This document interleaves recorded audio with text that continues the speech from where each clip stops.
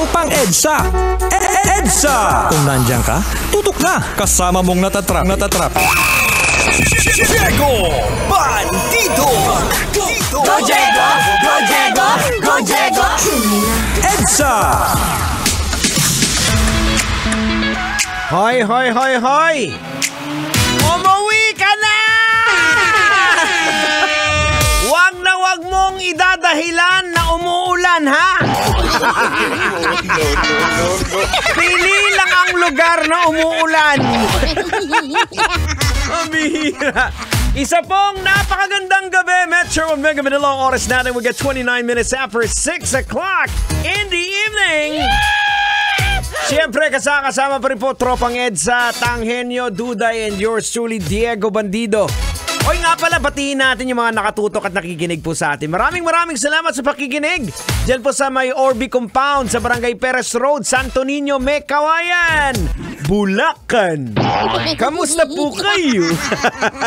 Ayan, kay paring Cardo daw, tsaka kay Maring Liway Matabuena.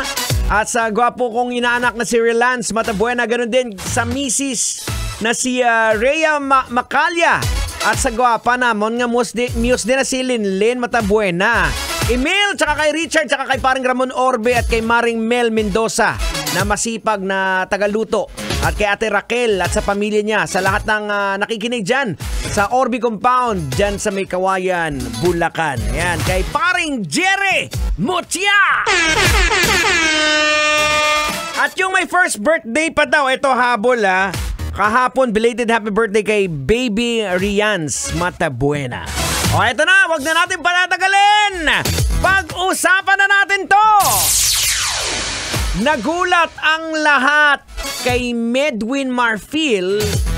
Ito po yung bokalista ng 90s OPM band na True Faith, na kung saan recently po ay ikinasal sa batchmate niyang kapwa niya lalaki. Oh no!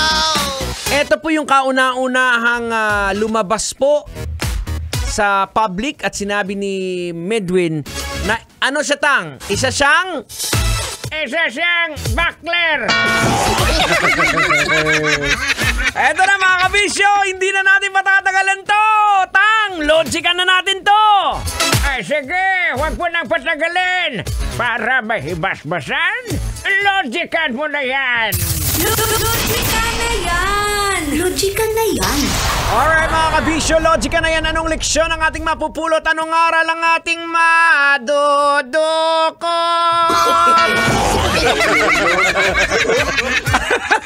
Kailangan ba bang i-memorize yan? Basic boards. Alam niyo, sa totoo lang, nakakalungkot. Ako personally, this is my opinion. Nakakalungkot po na parang naging basic na sa panahon ngayon na gawin yung mga kasalanan, di ba? I'm sorry but I have to be bold with this opinion when it comes to this issue. Marami po tayong mga kaibigan na gay, maaring kamag-anak or anak. Sa totoo lang po, masarap po silang kausap, di ba? Dahil masiyahin po sila at wala po akong problema doon. Now mga kabisyo, logican po natin. Saan ba nagko-cross yung line when it comes to morality? Now, malinaw po na binabanggit po yan sa Bible kung naniniwala po kayo na may Panginoon na dalawa lang po ang nilikha ng Diyos. Isang babae at isang lalaki. Wala pong alien. Oo, isang babae at isang lalaki. Ganun lang po. Wala pong kalahati. Yan, malinaw po yan ha.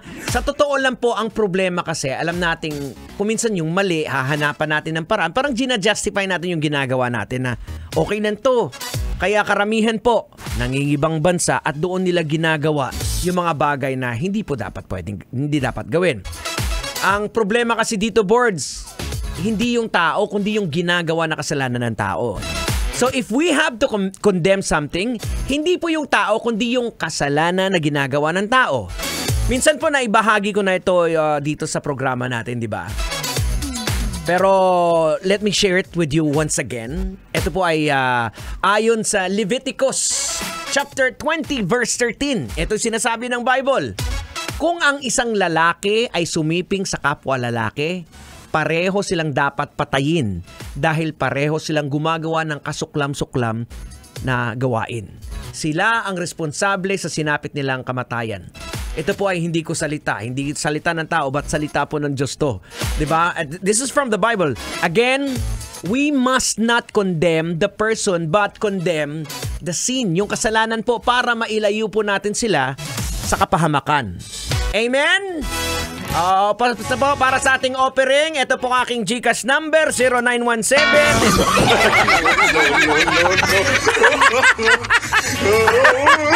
Aragoy!